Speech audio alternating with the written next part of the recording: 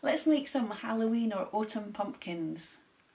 Hey, it's Pam from Ben McFuzzyLugs. Thank you so much for joining me again. Every Thursday I make needle felting tutorials, so if this is something you're interested in, don't forget, hit subscribe and come back every Thursday. So today we're going to have a go at felting some nice simple pumpkins. This is an easy beginner project and it's great if you're more experienced. You can just sit and churn these out in front of the telly and they make a cute little display for autumn or Halloween. And as this is such a simple project, I'm going to do it in real time without speeding us up, just so you can see exactly how long it does or doesn't take. So I'm going to make a nice small one. So I'm using the carded white Corriedale core wool from World of Wool that I reviewed before. I'm going to use, let's see, my 36 triangle needle from the felt box. And all I'm doing to start with is I'm going to make a ball.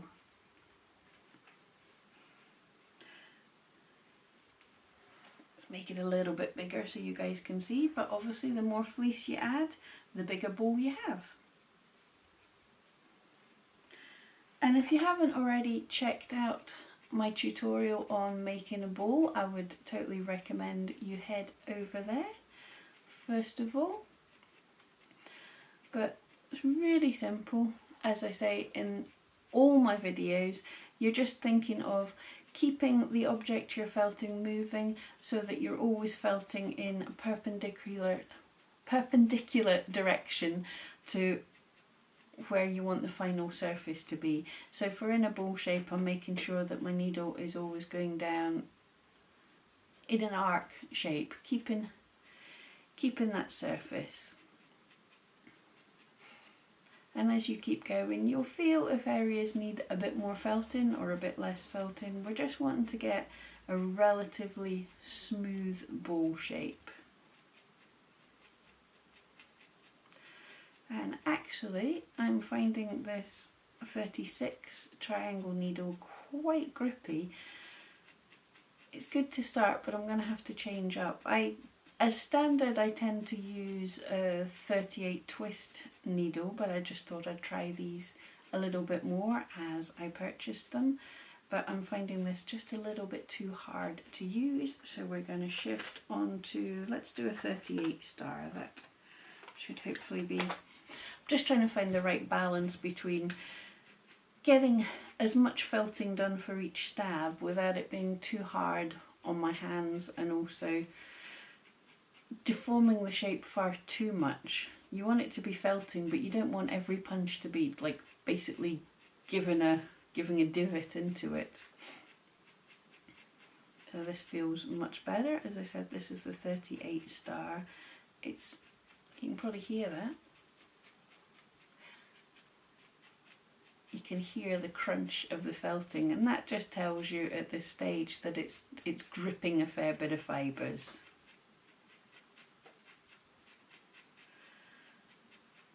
And once you've got a relatively held in place ball shape, if you want to colour it, this is now a good time.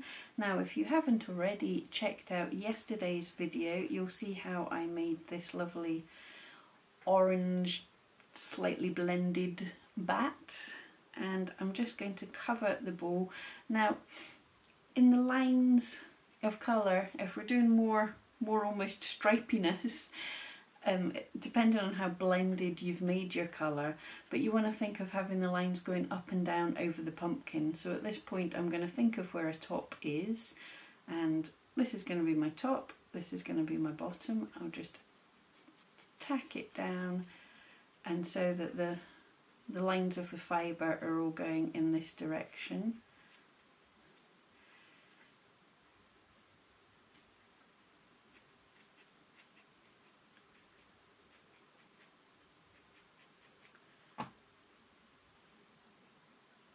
Now you can make it all a solid colour, or you can let some of the white poke through. That can look quite nice as well, but I'm going to try and hide most of the white. What will happen is the more I'm felting, some of the colour will probably separate a bit and there'll be lighter patches as well as darker patches. But I'm just tacking this colour on, and I'm going to try and make it a relatively smooth surface. You want to go so far as that it's really holding its shape, it's nice, smooth, all the colours attached nicely, but obviously not so far that you can't actually adapt the shape, because obviously we're going to want to start making it pumpkin-y shaped. I mean, I would probably go slightly further than I'm going to in this tutorial, but this is just for you to see how easily we can do it. And you can felt as firmly or loosely as you want. There's no real rules. The firmer you felt it, the more it'll last up to any kind of play, and you have a little more control over the shape. But softly felted can look kind of whimsical and lovely. Okay, so this is kind of tacked on. As I say, I would probably go a little bit further, but I'm happy for just now. And all I want to do now is felt in some lines right round the centre of this. So I'm going from the top and I'm just felting all in a straight line. So keeping several stabs in one place, and I'm just going round. So basically I'm almost splitting the ball in half with a straight line going right round from the top to the bottom.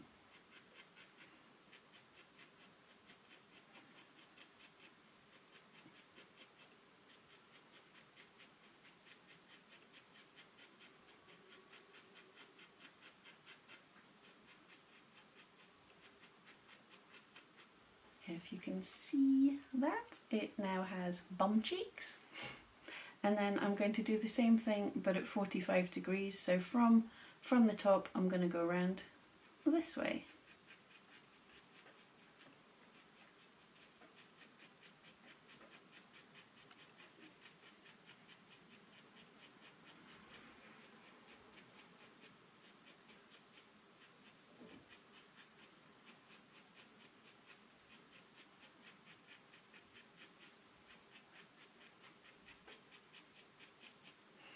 And now your pumpkin is in quarters. And we're going to do the same again all the way around, splitting each of these little quadrants that we've got just one more time.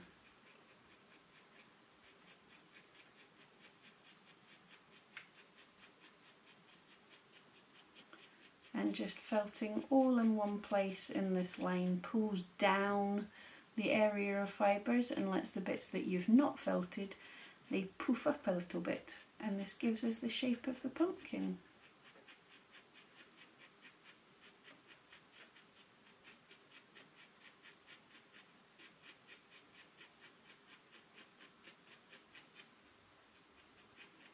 Basically I'm just adding another 4 lines, one in the middle of each quadrant that we'd already made.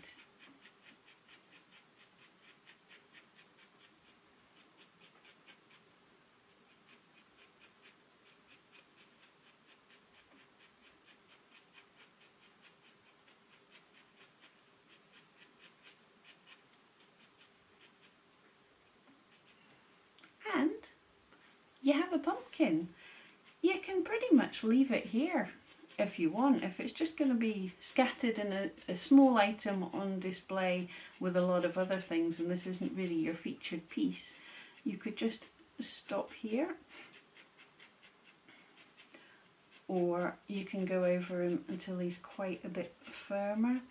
When you're felting something that you've made lines in like this, to keep felting over it to get the rest of it firmer, all you're doing is remembering to keep the needle perpendicular to where you want the surface to be, and felt twice as much in your divots as you're felting in your curvy bits.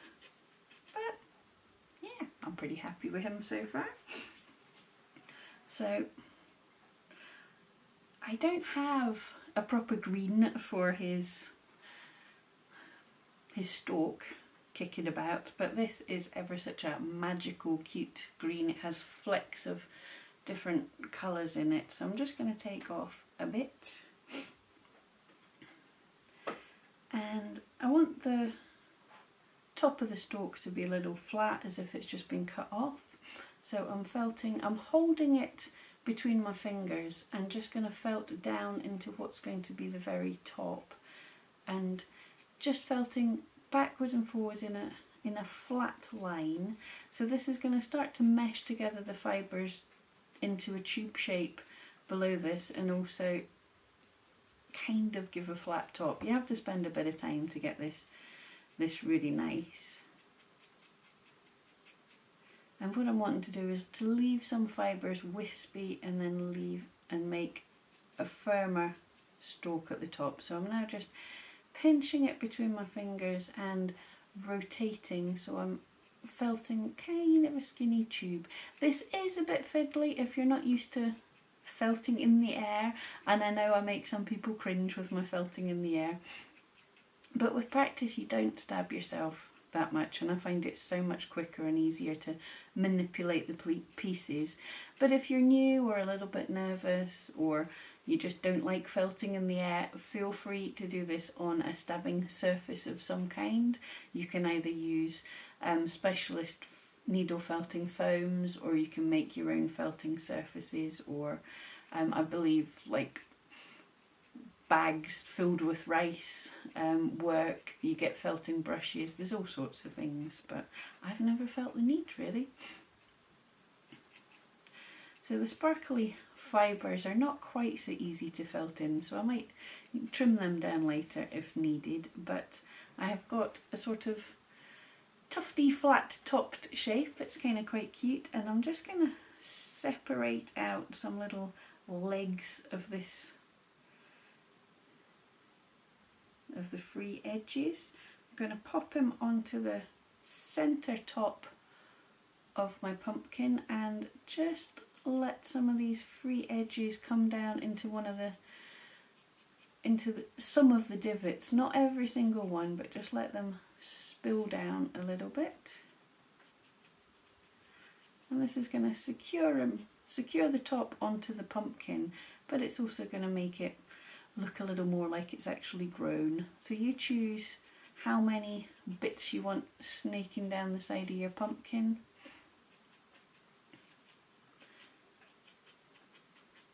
And try and not make it too symmetrical. I will show you in a second, but don't do like every other one or something. Do two close together and then a gap of 3 little divots, just so it looks a little bit more organic.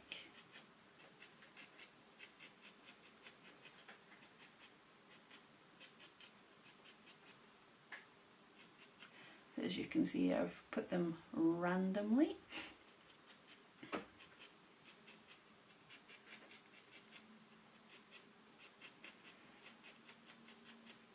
And felt these bits nice and firmly into the pumpkin, felting down at the centre of the stem as well, because you want it to kind of rise up from a divot in the middle of the pumpkin more.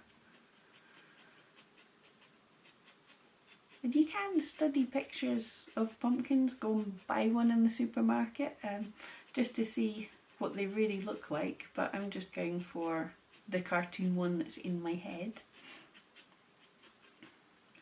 And you can felt them more or less, but I mean, what have we been, 10 minutes and we've got a nice wee pumpkin. To embellish them, this is a great time when you can use our fleece curls that we've made. So if you haven't already, check out the video of the fleece curls, but you can curl any type of sort of tops fibre, and then we just get these kind of whimsical curls that you can just felt into the top of your pumpkin, and that just makes it even more magical. Not realistic, but magical. And just felting them in around the side of the stalk.